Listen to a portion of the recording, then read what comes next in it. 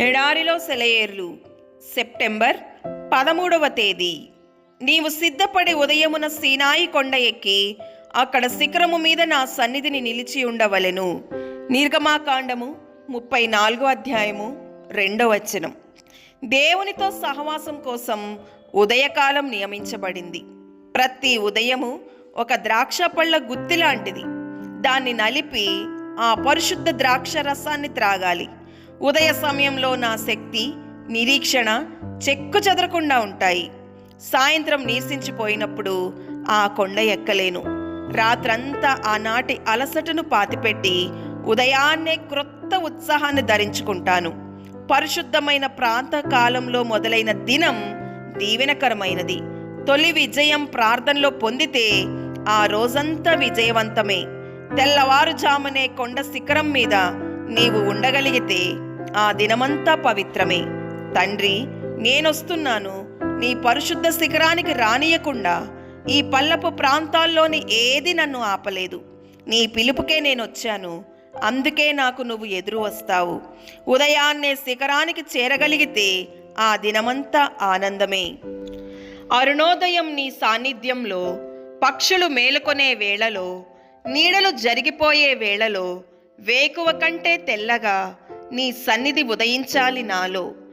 నిర్మల సింధువుపై బాలబానుని తళతళల్లో వేగుచుక్క తెర వెనక్కి నిష్క్రమించింది. ఈ నిశ్శబ్దంలో, నైర్మల్యంలో నా హృదయములో నీ రూపురేఖలు. మసక వెలుతురులో నీతో ఒంటరిగా, ఆరాధనలో, ఏకాంత సేవలో, కళ్ళు విచ్చిన ప్రకృతి పులకరింతల్లో, చల్లని మంచు ముత్యాల పలకరింతల్లో, ఆత్మ అలసి సొలసి నిద్రించే వేళ వాలిపోయే కళ్ళు నిన్ను స్మరించాయి. నీ రెక్కల నీడ క్రింద నిద్ర తీయని విశ్రాంతి. నిద్రలేని నిన్ను చూడడం మరింత మధురానుభవం.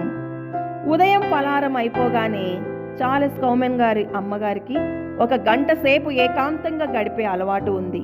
ఆ సమయంలో ఆమె బైబిల్ చదవడం, ధ్యానించడం, ప్రార్థనలో గడిపేది. నీటి ఊటలో నుండి తీయని నీళ్లు త్రాగినట్టు ఆమె ఆ గంటలో దినానంతటికీ సరిపడ్డ శక్తిని పొందేది. ఆ రోజంతా ఎదురయ్యే చిరాకులు, ఒత్తిడులకు తట్టుకొని నిలబడగలిగేది. ఆమె జీవితాన్ని, ఆమె భరించిన విషయాలను తలుచుకుంటే ఒక క్రైస్తవురాలిలో ఉండవలసిన క్రైస్తవ లక్షణాలు కళ్లకు కట్టినట్టు కనిపిస్తాయి. ఆమె ఎప్పుడూ ఆగ్రహంతో కూడిన ఒక్క మాట కానీ, అమ్మలక్కల కబుర్లు కానీ మాట్లాడడం నేను వినలేదు.